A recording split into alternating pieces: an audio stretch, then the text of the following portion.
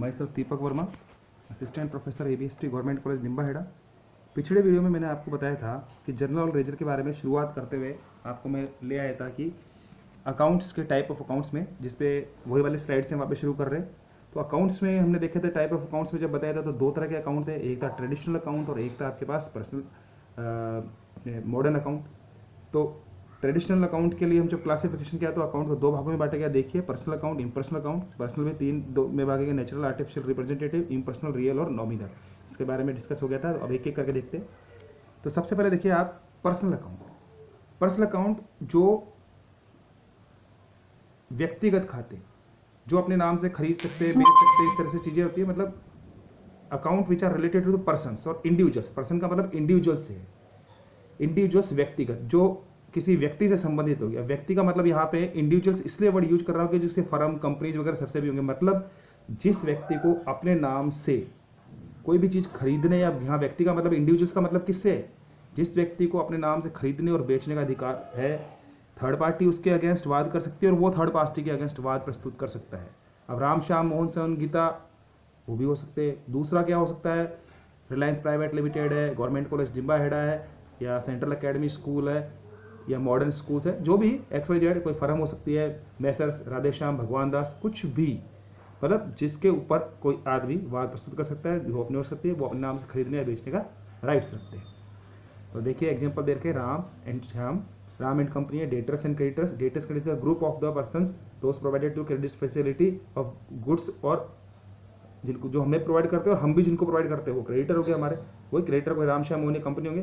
Capital account etcetera, ये representative है। इसमें देखेंगे कि मतलब जो वास्तव में या एक्चुअल में है, अगर उसके डीप डेप्थ में जाएंगे तो या तो कोई पर्सनल अकाउंट में कैटेगरी में वो या तो नेचुरल निकलेगा या अपने पास आर्टिफिशियल। नेचुरल आर्टिफिशियल इसलिए यूज नहीं कर रहा हूँ मैं यहाँ पे कैपिटल या ड्राइविंग्स अकाउंट को, इसलिए मैंने थोड़ा सा रोक रखा है। जो रिप्रेजेंट करता है जितने भी, जिस तरह देखा होगा outstanding salary, salary outstanding salary किसका खाता है, आउटस्टैंडिंग उस सैलरी उस व्यक्ति का खाता है जिसने हमारे लिए फ्री में काम किया है। फ्री में मतलब जो हमने उधार काम दिया हमें।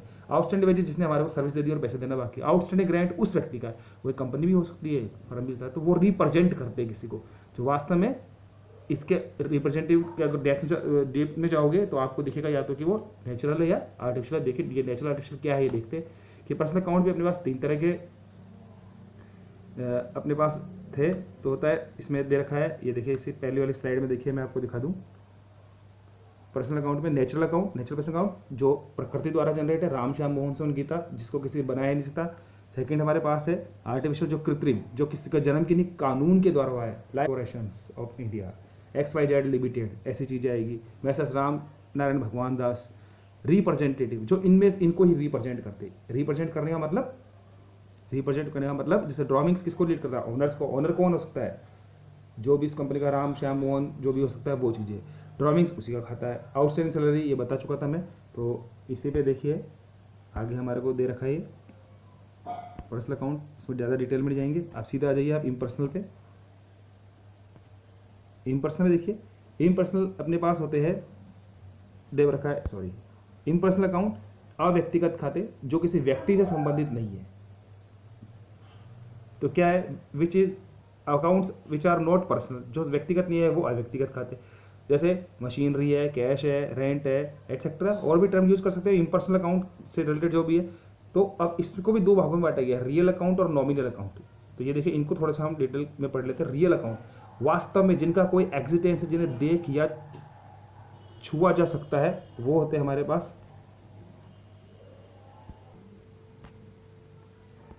तो हम लोग देख रहे थे रियल अकाउंट। रियल अकाउंट वे होते हैं जिन्हें देख या वास्तव में छू सकते हैं, जबकि नॉमिनल अकाउंट वे होते हैं, सॉरी किधर चले गया ये, रियल अकाउंट जिनका बिजनेस में वास्तव में एग्जिस्टेंस होता है। जैसे अगर कहा जाए कि बिल्डिंग, प्लांट, मशीनरी, तो ये सब अपने पास इसमें आते हैं। तो ये देखिए real account, the account which relate to tangible और intangible assets of the firms excluding debtors are termed as real accounts. वे सभी खाते जिनका वास्तव में एग्जिस्टेंस है। अब टेंजिबल और इनटेंजिबल, टेंजिबल जिन्हें देखे जा सकते हैं, इनटेंजिबल जिन्हें देखे आने सकते हैं, लेकिन वास्तव में उसकी कोई ना कोई कीमत जरूर होती है। जैसे पेटेंट्स है, कॉपीराइट्स है, ट्रेडमार्क्स है, इन्हें देखा छू तो नहीं सकते, है तो इंटेंजिबल अमूर्त, लेकिन फिर भी इनकी वैल्यू है। बिल्डिंग प्लांट मशीनरी देख छू भी सकते हैं और इनकी वैल्यू भी है, तो मतलब वास्तव में उनका एग्जिस्टेंस है। अगर कोई मुझसे कहे कि बिल्डिंग ये रही, तो आप पेटेंट्स ये देखो, इसका लाइसेंस वगैरह सारी चीज़ें, या लाइसेंस तो दिखा देगा, पेटेंट्स कॉपीराइट उसका सर्टिफिकेट जो रजिस्ट्रेशन होगा वो दिखा देगा। तो ये सारी चीज़ें इसके अंदर यहाँ पे आती है। ट्रेडमार्क है, ये देखो हमारा ट्रेडमार्क है, तो ट्रेडमार्क का रजिस्ट्रेशन है, मतलब रजिस्ट्रेशन सर्टिफिकेट हो रखा है। ट्रेडमार्क पेप्सी ट्रेडमार्क तो मैं भी यूज कर लूँगा, लेकिन उसको यूज करना गैर कानूनी है, किसी एक व्यक्ति ने उसको कॉपीराइट ट्रेडमार्क का राइट ले रखा है ट्रेडमार्क, तो जो उसका रजिस्ट्रेशन है वो दिखाया जाएगा। कॉपीराइट से मैं ही कर सकता हूँ, उसका मेरे को जो लीगल ऑथेंटिकेशन मिला है वो दिखाया जाएगा। तो ये हो गया जिसका वास्तव में एग्जिस्टेंस है, अस्तित्व है। कोई कहे तो हम बता सकते, देखो ये रहा। अब आते हैं अपने पास nominal accounts, revenue and expenditures accounts, income and expenditures accounts, जो भी इसके नाम से है ना, तो नाम मात्र खाते बोला जाता है, सामान्यतः है ना, या आय व्यय संबंधी, कि वास्तव में इनका संबंध खर्च या आय से होता है। अब कैसे से किसी को सैलरी, मैंने कहा किसी को आज तो मुझे सैलरी मिली, कितनी मिली भाई, मैंने कहा 50,000, मैं कहता 5 लाख, कि कहाँ मिली, ये देख 5 लाख, तो अगला कहेगा ये तो रुपए है। सही बात है, बिल्कुल, ये तो कैश है। तो कैश अकाउंट एक असेट्स है, रियल अकाउंट है, देखिए छू सकते हैं, ये देखिए कैश अकाउंट। सैलरी दिखा मेरे को, तो भाई सैलरी दिखा, नहीं दिखा सकता वो, लेकिन सैलरी क्या है, उसकी इनकम है आने वाली। और अगर आज कंपनी का कि आज तो यार मैंने यार खर्चा हो गया, नुकसान खर्च किया, किस पे किया, 5 लाख सैलरी पैड ही किया है। अच्छा सैलरी पैड होता है, कहाँ पैड किया, मैं कहता ये रहा, चेक दिया तो, या ये रहा कि कैश में एंट्री दिखाया तो कम है, ये तो कैश है, कैश पे कम हुआ है। सैलरी कहाँ है, सैलरी किसको दिखा है, सैलरी तेरे पास सैलरी कहाँ पड़ी है। तो इस तरह से तो कंपनी के लिए वो खर्च है या बिजनेस के लिए वो खर्च है। तो जितने भी आय व्यय संबंधी खाते होते हैं जो नाम मात्र के होते हैं, अंततः जाके खाते बंद हो जाते हैं, प्रॉफिट एंड लॉस में जाते हैं, कि इनका अगर इफेक्ट निकाला जाए तो या तो उससे प्रॉफिट हुआ होगा या लॉस हुआ जाएगा। अगर इनकम ज़्यादा है तो लॉस प्रॉफिट, और अगर एक्सपेंसेस ज़्यादा है तो लॉस होगा। देखिए salary account, purchase account, interest paid accounts, sales account, commission receiveds accounts, और भी बेड डेब्ट्स वगैरह सब चीज़ें इसमें आएगी। तो ये देखिए ये था।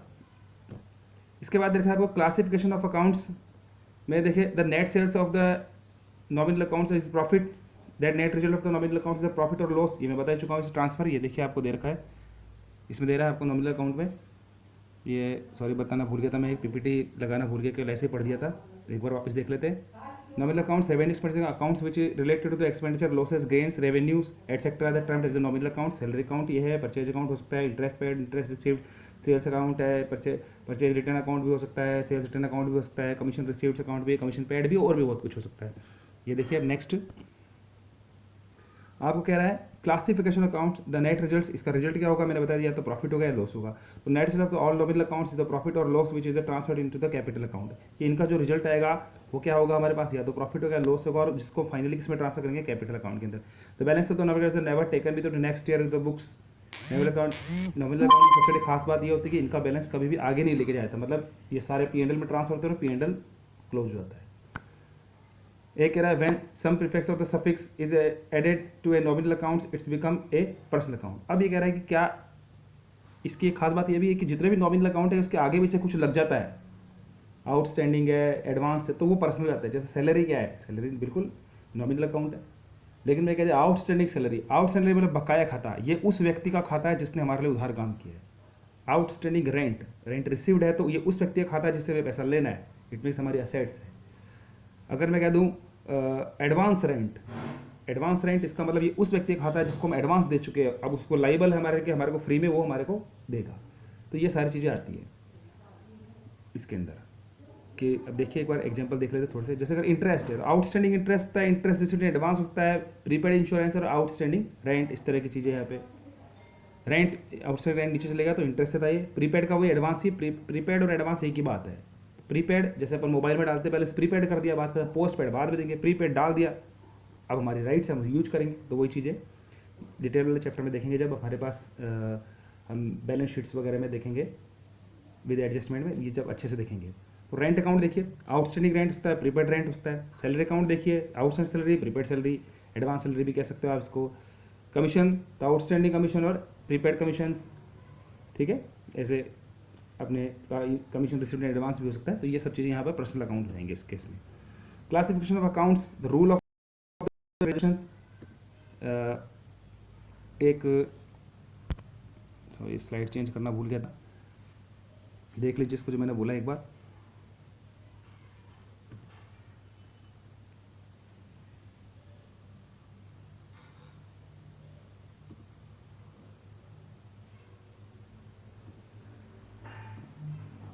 अब देखिए एक मॉडर्न टर्म भी देख लेते हैं। मॉडर्न टर्म आपको बता रहा है कि अकाउंट्स को 5 भागों में बांटा गया। असेट्स अकाउंट, कि जिसका बिजनेस के ऊपर राइट्स है, आधिपत्य रखता है, जिसका बिजनेस मालिक है।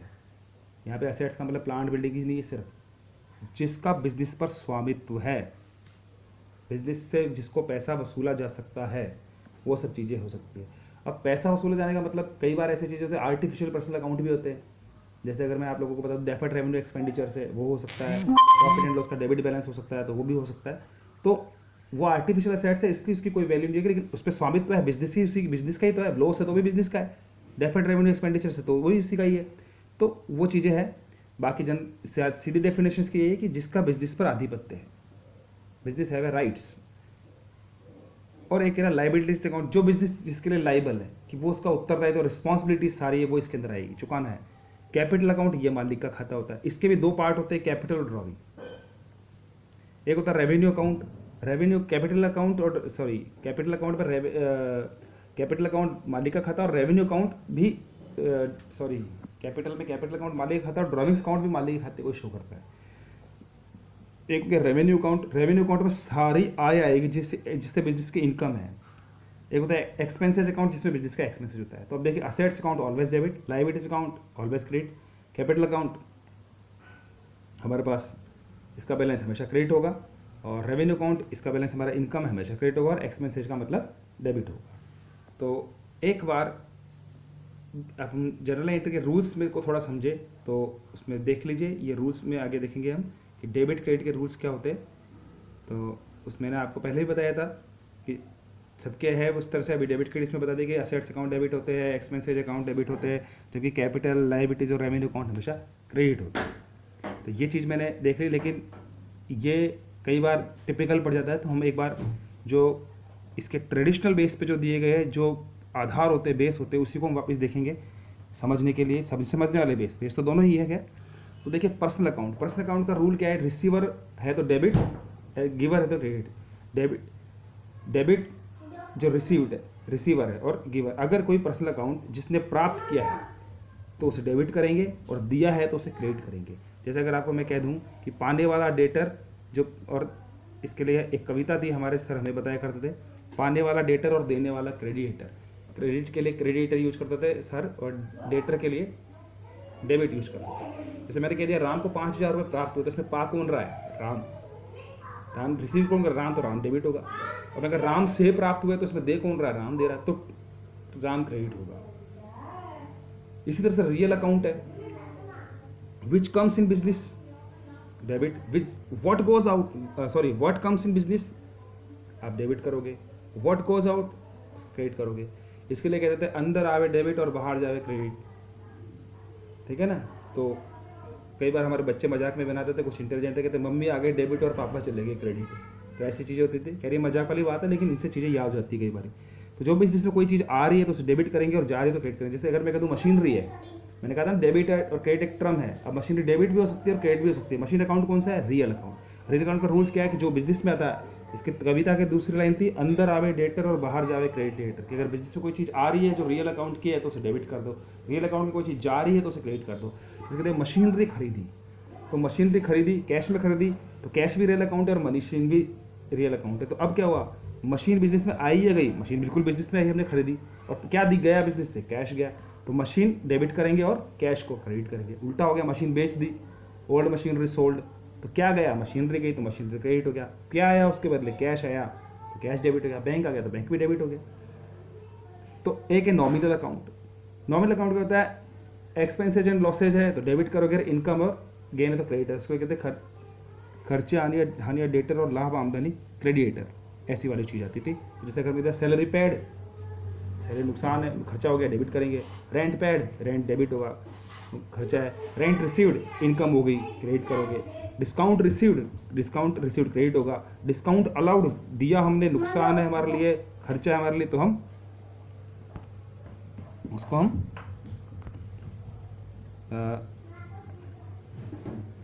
डिस्काउंट अलाउड डेबिट करेंगे। तो ये देखिए, इसके बाद दे रखा है आपको ये चीज़ हो गई थी अपने अकाउंट्स वाली। क्लासिफिकेशन ऑफ अकाउंट्स में अब देखिए आपको एक और चीज़ में रह गई है थोड़ी सी, जो मेन कही जा सकती है, वो है ये। तो मॉडर्न वाले बेस पे देखिए, मॉडर्न वाले बेस पे आपको कहा जाए कि अगर असेट्स अकाउंट, मैंने कहा ना असेट्स का बैलेंस डेबिट होता है, तो जो बढ़ता है इंक्रीज में वही, पहले तो सबसे पहले तो ये देख लो कि असेट्स का बैलेंस क्या होता है। असेट्स का बैलेंस डेबिट है, तो जब कोई चीज़ वो बढ़ेगा तो उसे डेबिट करेंगे और घटेगा तो क्रेडिट करेंगे। अगर मान लो मैं कह दूं कि यहाँ पे कैपिटल होता है तो कैपिटल का बैलेंस कौन सा होता है, क्रेडिट, तो उसको इंक्रीज होने पे क्रेडिट किया जाएगा और डिक्रीज होने पे डेबिट किया जाएगा। तो ये चीज़ ध्यान रखना। तो ये देखिए असेट्स है, क्योंकि असेट्स का बैलेंस डेबिट होता है, बिल्कुल असेट्स का बैलेंस डेबिट होता है, तो असेट्स का बैलेंस डेबिट, क्योंकि असेट्स का बैलेंस डेबिट है इसलिए से इंक्रीज होने पे डेबिट किया जाएगा। और क्योंकि असेट्स अगर क्रेडिट घटती है तो उसे हम क्रेडिट करेंगे, इसलिए डिक्रीज होने पे हम उसे क्रेडिट करेंगे। मेन आपको याद करने के लिए, वैसे दोनों आपको रखोगे दोनों पे बिल्कुल बैठ जाएगा असेट्स। जैसे मशीनरी अकाउंट मैंने कहा था रियल अकाउंट का, और मशीनरी अकाउंट क्या था अपने पास, मशीनरी अकाउंट हमारे पास था एक रियल अकाउंट। तो रियल अकाउंट अगर ट्रेडिशनल बैलेंस में चले गए, बिजनेस में आती है तो डेबिट करो और जाती है तो क्रेडिट करो। तो मशीनरी परचेज, इसका मतलब मशीनरी आई तो मशीनरी डेबिट, ठीक है ना। और अगर मैंने कहते मशीनरी बेच दी तो मशीनरी गई तो मशीनरी क्रेडिट। मॉडर्न रूल पे देखिए असेट्स में मशीनरी है, अब असेट्स मशीनरी असेट्स है तो असेट्स का रूल क्या है मॉडर्न बेस पे कि असेट्स का बैलेंस डेबिट है और उसको ऐड होता है तो डेबिट करो और लेस होता है तो क्रेडिट करो। तो अगर इंक्रीज हो रही है मशीनरी परचेज, इसका मतलब हमारी जो मशीनरी थी वो इंक्रीज हो गई तो हम मशीनरी डेबिट करेंगे। मशीनरी सोल्ड, इसका मतलब मशीनरी डिक्रीज होगी तो हम क्रेडिट करेंगे। तो आपका इफेक्ट वही रहना है, लेकिन बात है समझने की, आपको जो ठीक लगे है। मेरे को ज़्यादा अच्छा वो लगता था ट्रेडिशनल, इसलिए मैं उसी पर ही जोर देता था और मैं भी मेरे को ज़्यादा वो समझ में आता था। बाकी दोनों एक ही चीज़ है, इफेक्ट वही होना है। सेकेंड अकाउंट देखिए हमारे को दे रखा लाइबिलिटीज़ का, तो लाइबिलिटीज़ में आपको दे रखा है, तो देखिए लाइबिलिटीज़ के बारे में कहा जा रहा है आपको कि लाइबिलिटीज़ का बैलेंस क्या होता है। लाइबिलिटीज़ का बैलेंस था क्रेडिट, इसका मतलब बैलेंस ही क्रेडिट है, तो बढ़ेगी तो उसमें और डालेंगे तो क्रेडिट ही होगा और कम करेंगे तो डेबिट होगा। तो अब देखिए लाइबिलिटीज़ ले लेते हैं, कौन सी लाइबिलिटीज़ ले, मैंने कहा चलो कोई सी भी लाइबिलिटीज़ है, क्रेडिटर्स है, मान लो क्रेडिटर्स है, तो क्रेडिटर का नाम राम था, या मैं कहता हूँ उधार माल खरीदा, तो माल तो एक गुड्स है, वो तो एक रियल अकाउंट है। बचा क्या, किससे खरीदा, जिससे भी राम श्याम मोहन से, ग्रुप ऑफ द क्रेडिटर्स, जो दो person are facility provided to credit facility of the goods to business called creditors के, वे सभी व्यक्ति जो बिजनेस को उधार माल की सुविधा उपलब्ध कराते हैं वो क्रेडिटर कहते हैं। तो राम ने श्याम ने किससे भी कहते हैं, तो क्रेडिटर पहले 5,000 थे, हमने 1,000 का माल उधार कर लिया तो 6,000 देंगे, मतलब क्रेडिटर का बैलेंस क्या था, क्रेडिट था तो और 1,000 बढ़ गया। तो कहने का सेंस ये है कि अगर क्रेडिट बैलेंस वाली चीज़ अगर बढ़ती है तो उसको हम क्रेडिट करेंगे और घटती है तो क्रेडिट। सेम ये कि ये चीज़ रेवेन्यू अकाउंट पर भी आएगी, सेम ये कि ये चीज़ कैपिटल अकाउंट पर भी आएगी, ठीक है ना। देखिए तो ये आपको कहा जा रहा है लाइबिलिटीज़ में अगर बढ़ती है तो आपको क्रेडिट करना है और अगर घटती है तो आपको डेबिट करना है। उसके बाद देखिए कैपिटल, सेम रूल्स कैपिटल के लिए, कैपिटल का बैलेंस भी क्रेडिट होता है। कैपिटल अगर बढ़ती है तो आप उसे क्रेडिट कीजिए और घटती है तो उसे डेबिट कीजिए। इसके बाद देखिए रेवेन्यू, सेम एक ही चीज़ रेवेन्यू पे भी आपके पास आएगी, क्योंकि रेवेन्यू का बैलेंस क्रेडिट होता है, तो अगर रेवेन्यू अगर बढ़ता है तो उसे आप क्रेडिट करोगे और घटता है तो उसे डेबिट करोगे। इसी तरह से आपके पास एक्सपेंसेज हमारा खर्चे, हानि या डेटर, लाभ, आमदनी, क्रेडिट। तो खर्चे हमेशा नुकसान नहीं होते, इसलिए जब खर्चे बढ़ेंगे तो डेबिट करेंगे और खर्चे कम होंगे तो उसे क्रेडिट कर देंगे। तो ये सारी चीज़ें हमारे पास हमने देखी थी। तो ये थे हमारे पास डेबिट क्रेडिट के करने से रूल्स, जनरल लेजर वाले पार्ट से रिलेटेड रूल्स की डेबिट और क्रेडिट के एंट्री के रूल क्या होते हैं हमारे पास। तो वीडियो देखने के लिए बहुत बहुत धन्यवाद, थैंक यू वेरी मच।